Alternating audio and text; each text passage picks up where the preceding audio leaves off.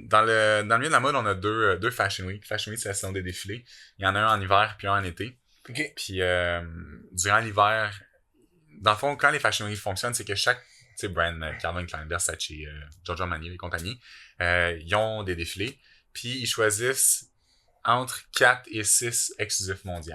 OK. Exclusif mondial, ça veut dire que tu appartiens à la compagnie pour toute la saison des défilés. Ce qui veut dire Londres, Paris, Milan, New York. OK, tabarnak. Ouais. Fait que moi, dans le fond, Calvin Klein m'avait choisi comme exclusif mondial. Fait que je vais seulement travailler avec eux pour toute la saison des Fashion Week. Mais, tu peux aussi être exclusif. Exclusif, fait que tu peux être exclusif à Paris, exclusif à Milan, exclusif à Londres, puis exclusif à New York, à 4 compagnies différentes. OK. Mais exclusif mondial, ça veut dire que ça englobe tous les pays, en fait, toutes les places. Fait que je vais seulement travailler pour Calvin Klein. Comme que tu peux pas être exclusif du tout, fait que faire 50 défilés durant ta saison des Fashion Week. Tabarnak. Ouais. Ça, c'est hot en esti. C'est eux qui t'ont approché ou ils ont Ouais, approché ton agent? ben, dans le fond, ils ont contacté mon agence. À l'époque, j'avais les cheveux vraiment longs. J'avais les cheveux longs ici. OK. Puis ils cherchaient un gars aux cheveux longs. J'ai été là. Ils ont cherché un gars aux cheveux longs. Ouais, ils cherchaient un gars aux cheveux longs, qui avait pas de barbe, qui avait les yeux bruns, qui avait un look jeune, en fait. Puis je correspondais. OK, ouais. Puis j'imagine, toi, quand t'étais là-bas, t'as vu les autres exclusifs mondiaux. Ouais. Puis j'imagine que les autres te ressemblaient pas pantoute. Pas en tout. Ben, la seule affaire qu'on avait tout en commun, on avait tous les cheveux longs. OK. Mais tu vois, il y avait 2 blonds, puis un qui était quand même foncé. Fait que, tu sais, on était pas... non, ça ressemblait pas. Mais j'imagine que le but, c'est d'avoir le plus de diversité possible. Ouais, exact. OK, ouais. Hey, ça, c'est nice en tant que Ouais, c'était super cool, c'était vraiment cool. Puis ça va parce que justement, vu qu'on était exclusif mondial, on était quand même séparés des autres. Fait qu'on voyait tout le monde, genre, qui passait... Dans le fond, ce qu'on était, j'étais à Milan. J'étais payé pour aller à Milan. Ils me donnaient de l'argent par jour pour aller manger, visiter, faire ce que je voulais à Milan. OK, puis t'avais un budget divertissement. Ouais, littéralement. J'avais... Ben, tu sais, c'était... J'avais 50 € par jour pour faire ce que je voulais, en fait. Okay, puis j'étais logé, nourri. Fait que, tu sais, j'avais pas besoin de m'acheter de la bouffe, là. J'étais logé, nourri, en fait. Fait que c'était un 50 € que je faisais ce que je voulais avec. Tu l'as gardé? Non, ben, on a été visiter une couple de musées. On avait été en haut de... Il y a une grosse église qui est magnifique, là-bas. Puis c'est le Duomo, ça s'appelle. Okay. On avait été en haut du le Duomo? Duomo. Ok, mais je pensais le Duomo, comme... il me semble dans Zelda, il y a un enfant. Ah, non, c'est Duomo. Puis on avait été en haut de ça, c'était magnifique. Fait que... on s'était promené pas mal, fait qu'on avait pas de temps à garder l'argent. Là. Puis même, anyway, quand on revenait, il fallait leur donner le change qui nous restait parce qu'ils gardaient les factures. Ben ouais, c'est sûr, là, fait que, ouais, fait que, je pense pas qu'ils te donnent 5$. Non, c'est ça. Va t'acheter de la coke. Non, exact. Fait que, on a besoin de toutes les factures et tout. Fait que non, c'était super. C'était une super belle expérience. Puis justement, on était séparés des autres, dans le sens que nous autres, on était dans une salle.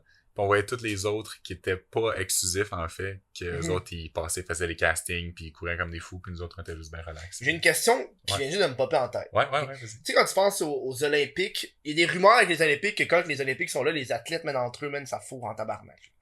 Ouais, c'est le gros party, man. C'est ton moment, aussi, c'est ton moment, pis là, tu vas voir les autres pays. De toute façon, la fille, là, de la France, tu vas jamais la voir, Carlis. Là, puis genre, ils ont fait plein de campagnes, justement, ils donnent des condoms aux athlètes pour pas que ça se transmette. C'est la même affaire avec les modèles, parce que tout le monde est beau. Ben, en fait, non, man, parce que les agences font vraiment bien ça, parce que t'as des appartements de mannequins, en fait, qu'on appelle, là. Puis les hommes sont avec les hommes, puis les femmes sont avec les femmes. Puis souvent, t'es dans 2 buildings différents, genre. Ok, Chris, ouais. Fait que comme pour que ça se passe, il faut vraiment que tu sois willing, là. Mais nous autres, il y en avait un quand j'étais à New York. Le gars était hilarant. C'est un Jamaïcain. C'est le gars le plus heureux que j'ai rencontré de ma vie. Puis il ramenait des dates, puis il nous disait, vraiment soir, les boys, je ramène une fille. Puis il couchait avec sur le sofa pendant les autres, on était dans la chambre.